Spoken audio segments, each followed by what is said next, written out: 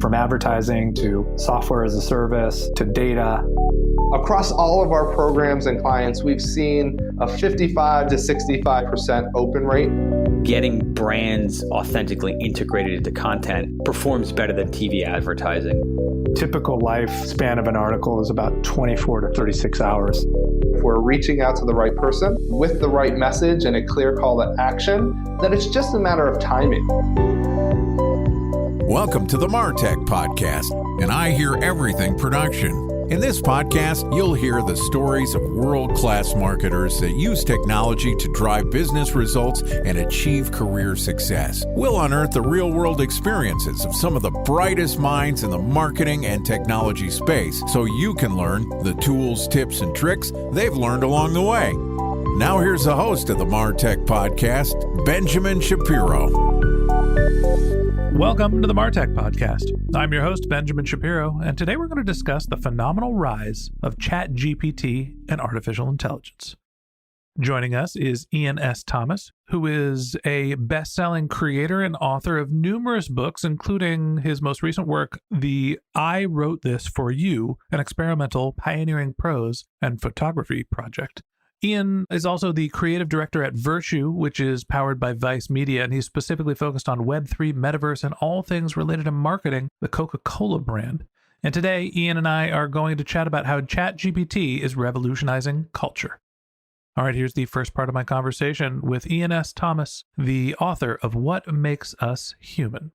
Iain, welcome to the MarTech Podcast. Thank you for having me. Excited to have you here. Excited to chat a little bit about not only marketing, technology, but culture. You're a marketer, you're a published author, and you've done some really interesting things using artificial intelligence. Let's start off talking a little bit about your book, What Makes Us Human. Tell me about the process for writing What Makes Us Human. So about 2 years ago now, I was working with an AI copywriting startup as a consultant. I had, at that point, quite a successful career as a creative director with a background in copywriting, and I was effectively teaching GPT-3, the AI, how to write a headline for an ad, or even beyond that, how to come up with an idea for an ad, for a TV script or whatever. I would show it these different examples, like here's an incredible BMW ad, here's an incredible Nike spot. Now you make one based off this information, creating these different patterns and templates. And during that process, I realized if I could use it to make ads, there was really not too much of a limit to what else I could use it to do. And this was, unfortunately, a little while after my mother passed away, and I was kind of lost and looking for spiritual answers, and my mother was a very spiritual woman. So at some point late one night, I figured that I could effectively prompt GPT-3 with different spiritual texts. So I took a passage from the Bible, something like love is patient, love is kind, love does not keep a record of wrongs. I took a passage from the Talmud. I took a passage from the poetry of Rumi. I took a passage from Meditations by Marcus Aurelius. And I created this set of text that I could feed to GPT-3.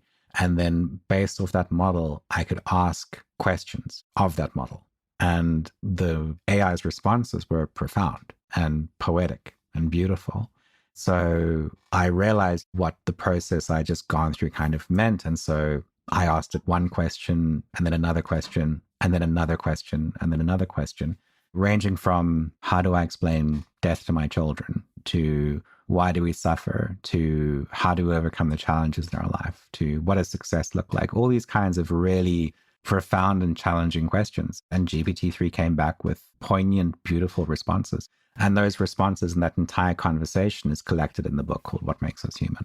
We'll start off by saying I'm sorry to hear that your mother passed. Thank you, Ben. And it sounds like she had a profound impact on your life, which led to you creating something brilliant and beautiful. So hopefully her impact on you is shared amongst others. I'm curious to hear a little bit about the creative process. You work as a creative marketer and you're using this rich technology to make this profound piece of artwork, culture, creative. How have you been able to, I guess it's the equivalent of garbage in, garbage out, or the opposite of that, gold in, gold out. You fed a chat artificial intelligence a bunch of really profound words, and it spits out profound words. Tell me about your process, and do you think it's something that other people can replicate? I think they can. I think it's very hard for me not to be dramatic about this because I think the technology is that impactful and that important in terms of the scale of it, specifically when it comes to artificial intelligence. But I think that AI is going to become a fundamental part of our lives and part of our creative processes in ways that we can't really envision just yet. I think we're kind of getting an idea of it, and specifically over the last few months, since ChatGPT has kind of entered the headlines in a really big way, we're starting to get a better picture of it. I feel like a lot of people are going through now what I went through 2 years ago when I first got access to GPT-3, when I first kind of realized the implications of what it could do. It's funny, going into 2023, and we're recording this on January 10th, and Iain, I probably approved your interview application a couple of days ago. Going into the beginning of this year, I said, well, what are the headlines that are going to be important for marketers? What are some of the topics that I want to cover more that I haven't been? I'm a little tired of talking about event marketing and the impact of COVID on marketing technology. And if one more person asks me how the economy dipping is going to affect marketers, my head might explode. But I do think this notion of artificial intelligence and the way that it's going to impact the content and creative and commerce of marketing is fascinating. So you're the second time I've had this conversation today, because the first two applications I approved were all around artificial intelligence and ChatGPT. Give me a little history lesson here in terms of the evolution. You were working on GPT-3 and now there's ChatGPT. What's the difference between those two things? There isn't a lot, to be honest with you. ChatGPT is effectively a very accessible wrapper for GPT-3. So OpenAI got founded a few years ago by Elon Musk, a few other investors. It's now run by Sam Altman. The guy started Y Combinator in Silicon Valley. I'm buddies with his brother. Oh, really? We live in the same neighborhood, yeah. That's important. But they've released numerous products over the years, obviously GPT-3 being one of the first ones that made quite a bit of a splash. DALL-E made incredible waves, and then ChatGPT has obviously just dominated the news cycle over the last few weeks. GPT-3 is a little bit more basic. It's a little, I suppose an equivalent would be it's the difference between, if you can remember, DOS and Windows. GPT-3 is closer to DOS. You have to show it a bunch of prompts. You have to show it a bunch of patterns. In theory, I could go to ChatGPT today and go, write me some spiritual advice in the tone of Rumi, or give me some spiritual advice combining insights from all these different spiritual texts.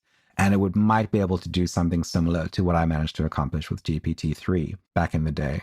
But to what I was saying earlier on about the drama of the moment that we're in, to my mind, if I look at AI and this technology, and keep in mind, I've been thinking about this for 2 years, and I've been working with this for about 2 years now. I think that the scale of it will make the internet look like a footnote in human history in terms of how impactful this is going to be.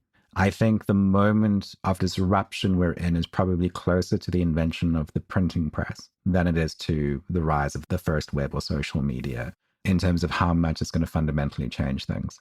So I think of the utility of conversational intelligence and artificial intelligence of, okay, I'm not going to have to do sales calls anymore. Somebody's going to come and they're going to learn about the MarTech podcast sponsorship program because I can feed it all of the information and just talking to the microphone about what it is, feed that into artificial intelligence, and other people will talk to the Ben bot instead of talking to me. Maybe I won't even have to record the podcasts. Some artificial intelligence can just ask the questions I was going to ask and I can edit them down.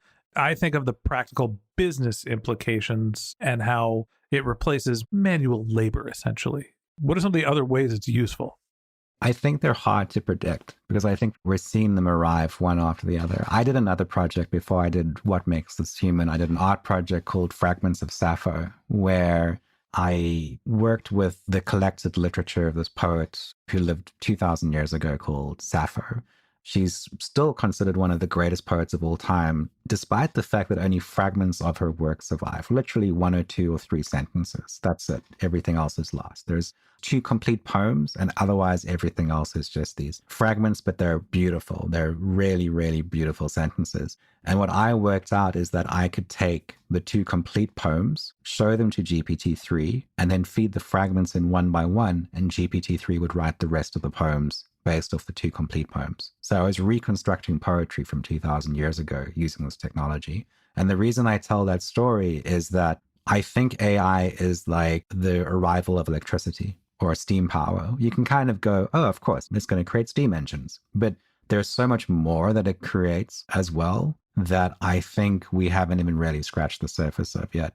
My big worry, seeing the way that culture and society has reacted over the last week, is it reminds me of that story of when people saw the first film, which was a train pulling into a station and people lost their minds. And I think that the reaction we're having right now is similar to that, specifically with people going, oh, it's going to replace this, and oh, it's going to replace that. I think it probably will replace a lot of things, but I think what everyone's ignoring is the new things that it's going to create.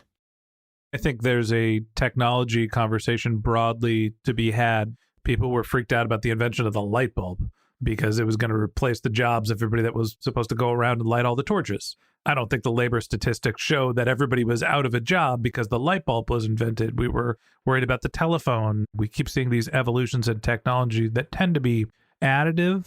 And there is a period of time where, for small segments of people, it is devastating. Look at how much the coal industry is fighting against electric power. Because in small towns in West Virginia that are coal mining towns, all of those people are going to be out of a job because the entire economy is centered around that one industry. And the evolution of technology has a detrimental impact on that very specific subsegment. But broadly, the technology is a benefit for society. It's tricky. I think we do ourselves a disservice to ignore that. And I think like one of the things that I've noticed, specifically within the creative community, is this kind of massive polarization around this technology. There's a group of people who have created fundraisers to hire lawyers to defend human art. And it's very much like a thing that happened 100 years ago when they brought in canned music for the cinema, where there used to be a paid organist who would sit and play the organ next to the silent movie. And there were protests about that. And you can't ignore that, but you also can't go, well, we're just not going to do this.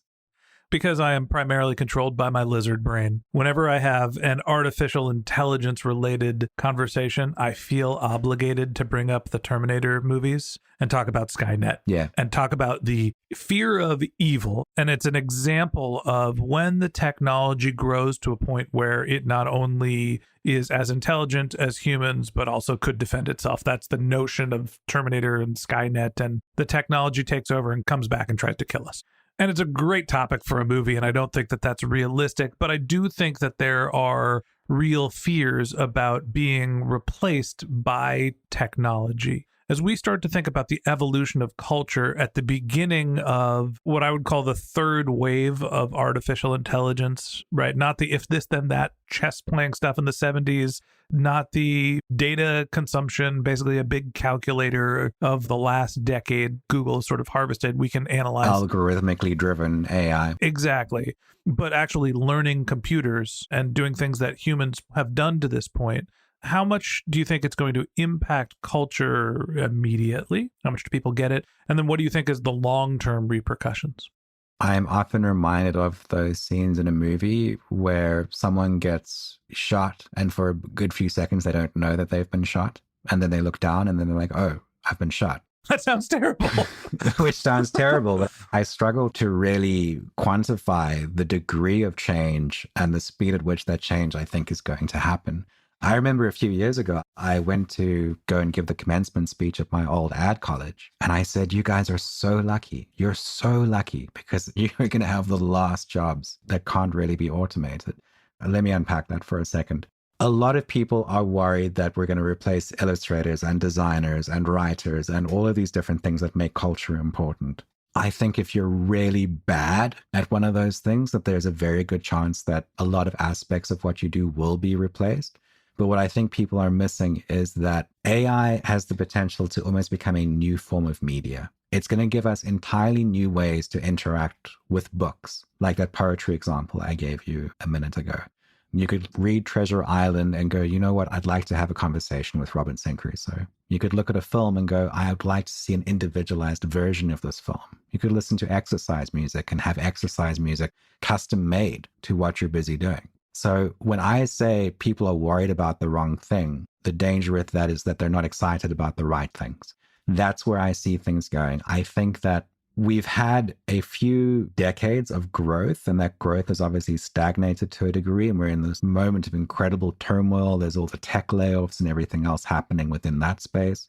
I think that there is potentially an era of growth on the horizon again. And a lot of that is going to be driven by artificial intelligence in terms of people finding new ways to connect, new ways to experience things.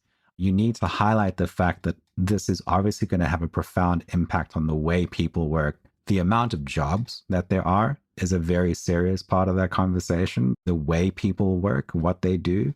If you have a conversation about AI, you have to have a conversation around things like universal basic income, which has obviously been relatively pie in the sky for a long time. But the closer society gets to a space where we have to ask ourselves, what does work mean? And how do we benefit everyone? How do we make sure people have purpose? How do we take care of each other? Then that conversation becomes more and more important. I want to put a pin in that because I think that's really going to be our focus for conversation tomorrow. So let me ask you one more question today. How up to date are you on Apple's development? Have you heard about the new headset that's coming out? Yeah. Rumor has it, not reporting this, the name for Apple's virtual reality headset is going to be the reality headset. Sure. I think that's damaging. I think that's a problem. And where you said, well, I want to have a conversation with Hunter S. Thompson or somebody no longer with us. I want to go talk to Grandpa Bill. That's not actually reality. It's not Grandpa Bill that's having that conversation. It's not Hunter S. Thompson. So here's the concern that I have, and I want your take on what it means for culture is, well, okay, there's all these interactive experiences where I can have a conversation with X, Y, and Z, but you're not having a conversation with that person. You're having a conversation with a machine that has ingested data that it has found and interpreted based on that person's prior works. How do we understand the impact of culture and make sure that we have some sort of boundaries of what is reality and what is artificial reality? You should keep in mind that a few hundred years ago, a painter sat down and painted a woman sitting in front of a balcony in Italy. And he called that painting the Mona Lisa. And if you look at that painting, you're not actually looking at the actual woman. You're looking at a representation of that woman. That's not what you're getting at. You're getting at, like, as the fidelity of this experience increases, how do we understand the boundaries of what is and is not part of the world?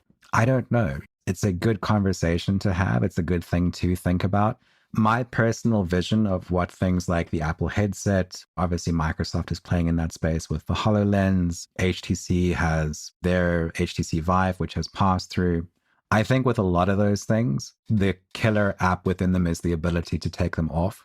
I hope that we're the last generation to walk around with these black glass slabs in our pockets where we get ultimately distracted and drawn into.